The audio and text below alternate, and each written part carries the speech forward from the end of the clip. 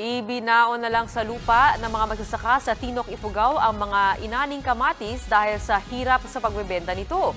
Pero isang grupo ang naglunsad ng programa para matulungang makabenta ang mga magsasaka. Nasa frontline ng balitang yan si Laila Pangilinan. Malaki, masarap, at matingkad ang kulay. Yan ang ipinagmamalaking kamatis na matatagpuan dito sa Tinok, Ifugao. Local pride, pero pang-international ang kalidad ng kamatis na pang-matagalan pa raw.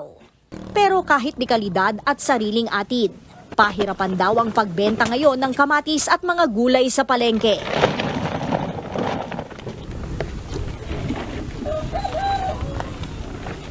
Gaya ng sinapit na mga pananim ng magsasakang si Romel na nabulok ang supply. Kaya ang ending nila, diretso sa hukay. Sa isang pribadong lupa dito sa Tinok, Ifugao, matatagpuan ang tinatawag nilang libingan ng mga gulay. At kung nakikita nyo nga, ito, napakanglalim na oh. Ito mga carrots tong inaapakan ko, nabubulok na. Sa may bandaron, mga wombok. At kasama na nga po dito, ang nasa 3 toneladang kamatis na nasayang lang ni Romel. Ilang araw daw niyang sinubukang ibenta ang mga ito sa Nueva Vizcaya Agricultural Terminal. Pero sa masyadong mababang presyo raw binibili ang mga ito. Laking lugi naman daw kung ibabiyahe pa niya ito papunta sa iba pang probinsya.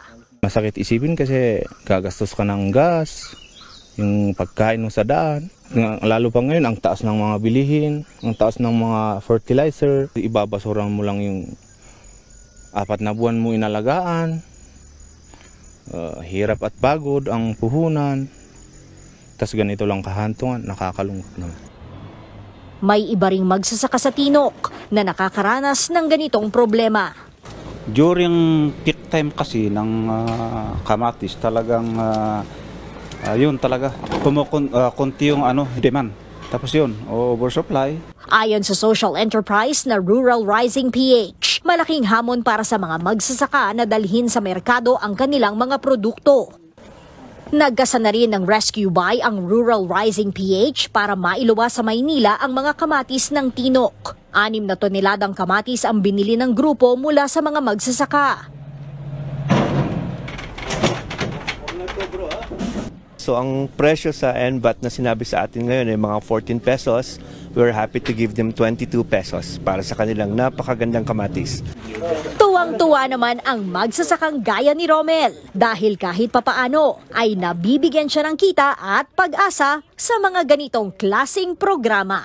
Uy, sobrang natuwa ako dun kasi nagpapasalamat nga ako kasi may mga tao pang ganyan na hindi mo kaano-ano, hindi mo kakilala, sila pa rin yung tutulong sa'yo.